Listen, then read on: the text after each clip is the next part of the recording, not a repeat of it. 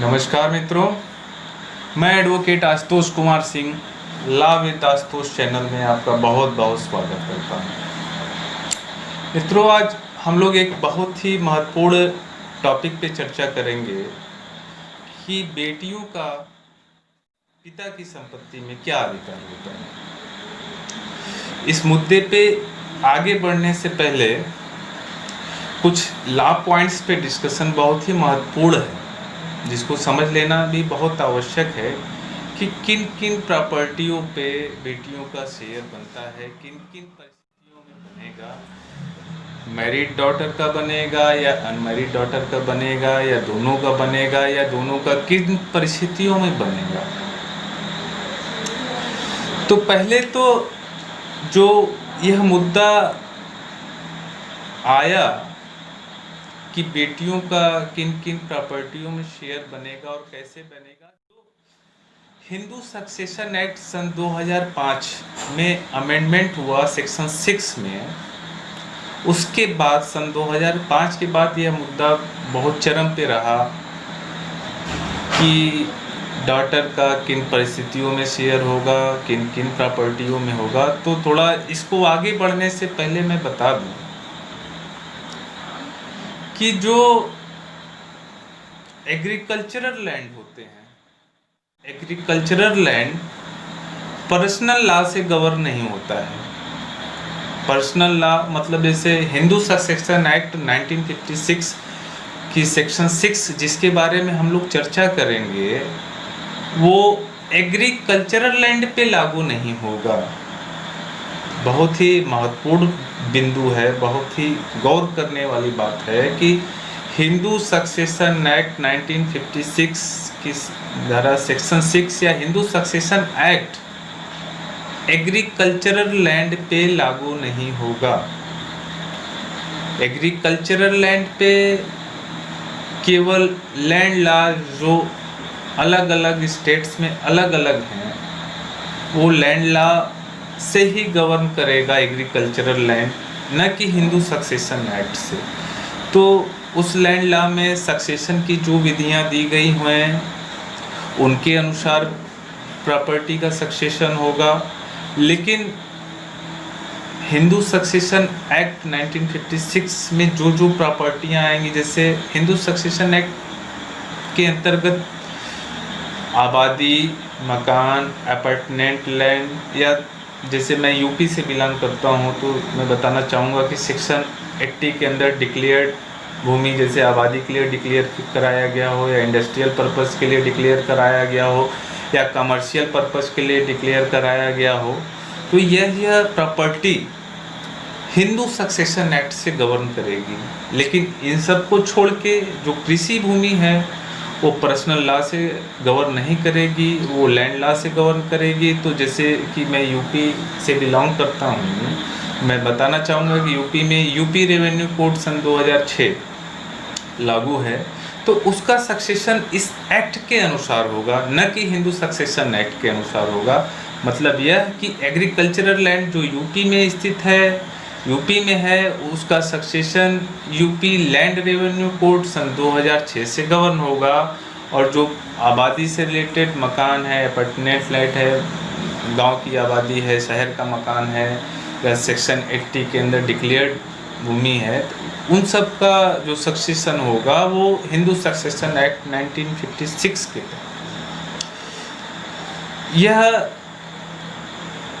जो बातें मैंने बताई कि कौन सी प्रॉपर्टी किससे गवर्न होगी, इसके बाबत एक बहुत ही महत्वपूर्ण फुल बेंच का फैसला रहा माननीय इलाहाबाद हाई कोर्ट का रामौलम बनाम जटाशंकर। यह माननीय इलाहाबाद हाई कोर्ट का फुल बेंच का फैसला रहा, जिसमें माननीय इलाहाबाद हाई कोर्ट ने कहा कि एग्रीकल्चरल लैंड लॉ से गवर्न करेगा, और जो हिंदू सक्सेशन एक्ट है या जो पर्सनल लॉ है, पर्सनल लॉ लैंड पे लागू नहीं होगा। लैंड मतलब कृषि भूमि पे पर्सनल लॉ नहीं लागू होगा। पर्सनल लॉ केवल आबादी, अपार्टमेंट लैंड, मकान या डिक्लेयर्ड भूमि जो है उस पे ही लागू होगा।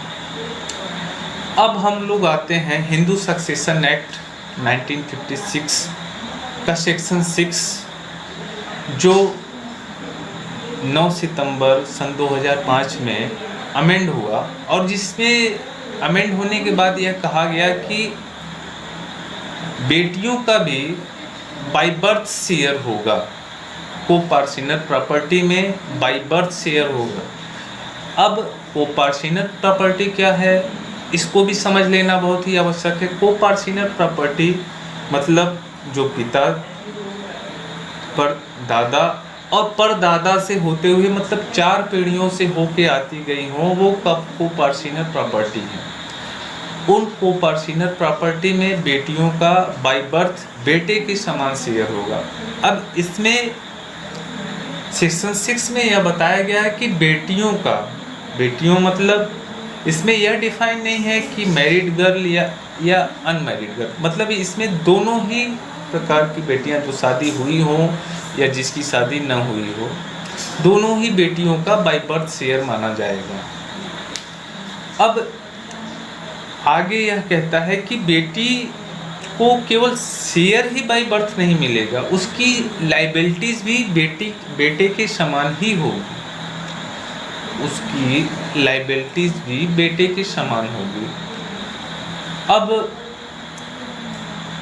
आगे यह भी समझना आवश्यक है, जैसे पिता ने कोई मकान परचेज किया, वो पिता की सेल्फ एक्वायर्ड प्रॉपर्टी मानी जाएगी। मैंने पहले बताया कि जैसे मकान हो, शहर का मकान हो या सेक्शन 80 के अंदर डिक्लेयर्ड आबादी हो, तो उसमें बाय बर्थ शेयर माना जाएगा। लेकिन इसका यह मतलब नहीं है कि पिता ने जैसे कोई मकान परचेज किया, उसमें भी बेटी बाय बर्थ शेयर ले ली, क्योंकि वो कोपार्सिनल प्रॉपर्टी नहीं है, वो 4 पीढ़ियों से होके नहीं आई है, इसलिए इस प्रॉपर्टी में बेटी का बाय बर्थ शेयर नहीं माना जाएगा। इसको पिता जिसे चाहे, जिस रूप में चाहे, सेल, गिफ्ट, विल द्वारा ट्रांसफ़र कर सकता है, इस पर कोई रेस्ट्रिक्शन नहीं है। लेकिन जो बाय बर्थ शेयर जिस प्रॉपर्टी में है बेटी का, उस पे पिता केवल अपने शेयर तक ही उसे ट्रांसफ़र कर सकता है, चाहे गिफ्ट द्वारा, चाहे विल द्वारा,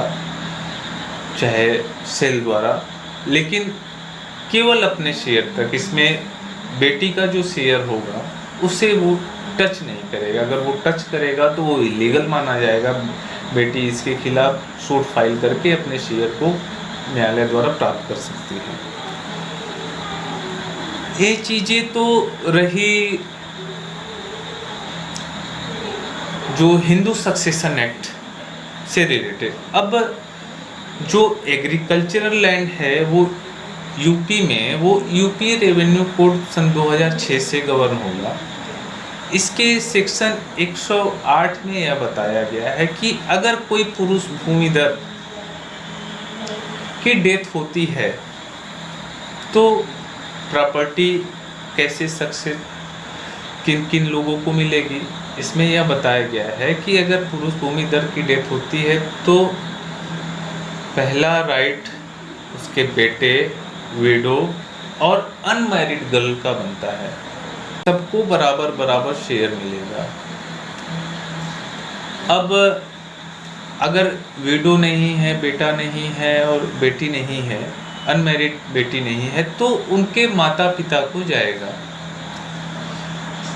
जो पुरुष भूमिधर है जिनकी डेथ हुई है उनके माता पिता को मिलेगा। अब अगर इन दोनों कैटेगरीज के लोग नहीं हैं तब ही मैरिड गर्ल का नंबर आता है। तब अगर इन दोनों कैटेगरी के लोग नहीं हैं तब मैरिड गर्ल का उस प्रॉपर्टी में इनहेरिट करेगी वो मैरिड गर्ल। अब कुछ महत्वपूर्ण जजमेंट हैं जो कि सुप्रीम कोर्ट के हैं, उस पर हम लोग थोड़ा सा उसको विस्तार पूर्वक समझेंगे जिससे इस सेक्शन को समझने में आसानी होगा। एक जजमेंट रहा प्रकाश बनाम फुलमती सन 2016 में सुप्रीम कोर्ट द्वारा यह पारित किया गया। इसमें यह कहा गया कि जो यह अमेंडेड सेक्शन है वो अमेंडमेंट के पूर्व से लागू नहीं होगा। मतलब 9 सितंबर सन 2005 को जब यह अमेंडमेंट हुआ उसके पहले अगर किसी पिता की डेथ होती है तब उस परिस्थितियों में यह अमेंडेड सेक्शन लागू नहीं होगा। यह प्रकाश बनाम फूलमती देवी के मामले में माननीय सुप्रीम कोर्ट ने बताया। अब उसके बाद इसमें यह भी बताया गया कि जब अमेंडमेंट हुआ हो, जब मतलब 9 सितंबर सन 2005 को जब यह अमेंडमेंट लागू हुआ, उस समय पिता और बेटी दोनों का जीवित होना आवश्यक है। अगर दोनों उस समय जीवित नहीं रही या उनके डेथ उसके पहले हो गई हो, तब उन पर यह अमेंडेड सेक्शन लागू नहीं होगा। इसके बाद एक और भी बहुत महत्वपूर्ण जजमेंट रहा, दनम्मा उर्फ सुमन सरपुर बनाम अमन। यह भी माननीय सुप्रीम कोर्ट का रहा। इसमें यह बताया गया कि यह जो अमेंडेड सेक्शन है वह उस पे लागू होगा जब पिता की डेथ सन 2005 के बाद हुई हो। उन परिस्थितियों में यह सेक्शन अमेंडेड सेक्शन लागू होगा। लेकिन जिसको आज हम लोग विस्तार पूर्वक जिस जजमेंट के बारे में समझेंगे, जो 11 अगस्त सन 2020 अभी रिसेंटली कल या परसों का जजमेंट है, जो माननीय सुप्रीम कोर्ट की लार्जर बेंच द्वारा इन कन्फ्लिक्शन को दूर करने के लिए पारित किया गया कि किसी जजमेंट में कुछ कहा गया, माननीय सुप्रीम कोर्ट के कुछ जजों द्वारा किसी जजमेंट में कुछ कहा गया, तो इन कन्फ्लिक्शन को दूर करने के लिए एक लार्जर बेंच माननीय सुप्रीम कोर्ट में बैठी, जिसमें माननीय justice Arun Mishra, S Abdul Nazeer, NR Shah justice रहे। और इनके द्वारा एक बहुत ही महत्वपूर्ण फैसला पारित किया गया जो विनीता शर्मा वर्सेस राकेश शर्मा का रहा। इसमें जो पैतृक संपत्ति को लेके विवाद हुआ, उसमें यह माननीय सुप्रीम कोर्ट ने माननीय जस्टिस अरुण मिश्रा की अध्यक्षता में एक फैसला किया जो कि बहुत ही हिस्टोरिकल जजमेंट है। इसमें यह कहा गया कि जो अमेंडेड सेक्शन है 9 सितंबर सन 2005 का, वह हर बेटी पे लागू होगा जो शायद 2005 के पहले पैदा हुई हो, चाहे 2005 के बाद पैदा हुई हो। ऐसा कोई अंतर इस अमेंडमेंट के द्वारा नहीं कहा गया और न यह अमेंडमेंट के द्वारा बताया गया। तो यह जो अमेंडेड सेक्शन है वो हर बेटियों पे लागू होगा, चाहे वो 2005 के पहले पैदा हुई हो या चाहे 2005 के बाद हुई हो। इसमें यह भी बताया गया कि एक ही शर्त होगी कि वह संपत्ति 20 दिसंबर सन 2004 से पहले किसी कानूनी बंध के द्वारा बिक्री, वसीयत या अन्य किसी तरह से समाप्त न कर दी गई हो। अगर प्रॉपर्टी जिसके बाबत क्लेम किया गया है वह 20 दिसंबर सन 2004 के पहले किसी भी प्रकार से ट्रांसफ़र कर दी गई हो, वो ख़त्म हो गई हो, तब उस पर लागू नहीं होगा।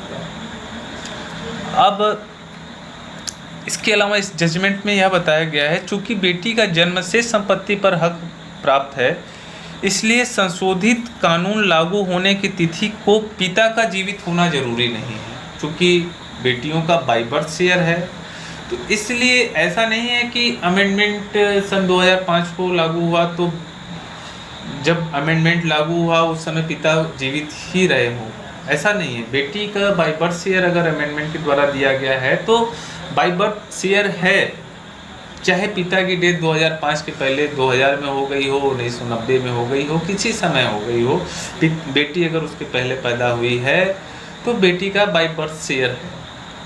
इसके अलावा इस जजमेंट में यह बताया गया कि अगर कोई बेटी कोई पार्टीशन सूट फाइल करती है तो ऐसा नहीं कहा जा सकता है कि नहीं यह प्रॉपर्टी सन 2004 20 दिसंबर 2004 के पहले हम लोगों ने पार्टीशन कर लिया था या हम लोगों ने किसी प्रकार से ट्रांसफ़र कर लिया गया था।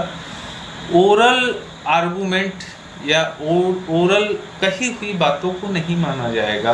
बंटवारे के बाबत अगर बंटवारे के बाबत कोई दलील दी जाती है अपोजिट पार्टी द्वारा तो वह रजिस्टर्ड डॉक्यूमेंट द्वारा ही प्रूव्ड मानी जाएंगी, या कोर्ट के द्वारा कोई बंटवारा हुआ हो वही माना जाएगा कि बंटवारा हो गया था, इसलिए ऐसी परिस्थितियों में बेटी का कोई शेयर नहीं है। तो यह बहुत ही महत्वपूर्ण हिस्टोरिकल जजमेंट रहा विनीता शर्मा बनाम राकेश शर्मा का, जिसके द्वारा सारे विवाद को माननीय सुप्रीम कोर्ट ने खत्म कर दिया कि बेटियों का किन किन परिस्थितियों में अपने पिता की संपत्ति में हक होगा। तो इस प्रकार हम लोगों ने आज विस्तार पूर्वक समझा कि हिंदू सक्सेशन एक्ट 1956 में बेटियों का किन किन परिस्थितियों में किन किन प्रॉपर्टियों में शेयर होगा। अब इस मुद्दे से रिलेटेड किसी भी मित्र की कोई क्वेरी हो, कोई इंक्वायरी हो, तो कृपया हमें कमेंट बॉक्स में लिख सकता है, यथाशीघ्र उसके कमेंट के उसके इंक्वायरी का जवाब दिया जाएगा। नमस्कार।